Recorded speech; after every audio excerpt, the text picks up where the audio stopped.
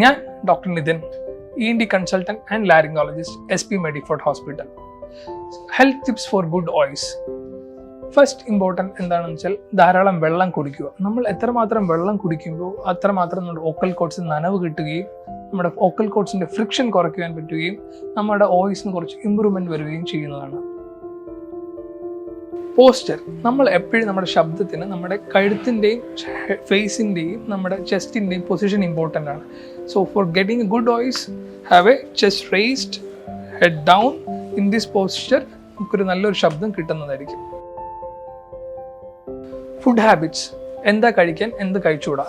Especially fruits, vegetables നല്ലതാണ് കഴിക്കാൻ.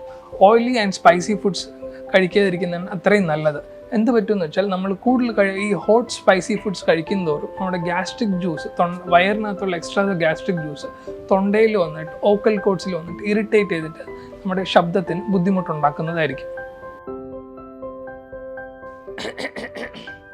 Throat clearing. ഇതൊരു നമ്മുടെ തൊണ്ടയിലെ വോക്കൽ കോഡ്സിൽ ഫ്രിക്ഷൻ കൂട്ടുകയും ഈ ഒരു ഹാബിറ്റ് നമ്മൾ ഇരുന്ന് കഴിഞ്ഞാൽ നമ്മുടെ ശബ്ദത്തിൻ്റെ കപ്പാസിറ്റി കുറയുകയും ചെയ്യുകയാണ്. So always avoid throat clearing when you speak. Breathing exercise. Always have a good breathing exercise before you start a day. So എന്താ ചെയ്യേണ്ടത്? നമ്മുടെ ശബ്ദത്തിൻ്റെ ഏറ്റവും ഒരു ഇമ്പോർട്ടൻറ്റ് ഇതാണ് നമ്മുടെ എത്രമാത്രം നമ്മുടെ ലങ് കപ്പാസിറ്റി ഉണ്ടെന്ന്. നമുക്കൊരു നല്ലൊരു ലങ് കപ്പാസിറ്റി, ഒരു ബ്രെത്ത് ഹോൾഡിംഗ് കപ്പാസിറ്റി ഉണ്ടെങ്കിൽ നമ്മുടെ ശബ്ദത്തിന് ക്ലാരിറ്റിയും നമ്മുടെ ശബ്ദത്തിൻ്റെ ദീർഘദൂരം സംസാരിക്കാൻ പറ്റുന്ന ശക്തി കൂടുന്നതായിരിക്കും.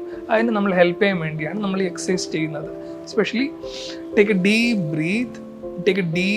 Breath. And as you breathe in, your abdomen should go out. Hold it for some time and then relax.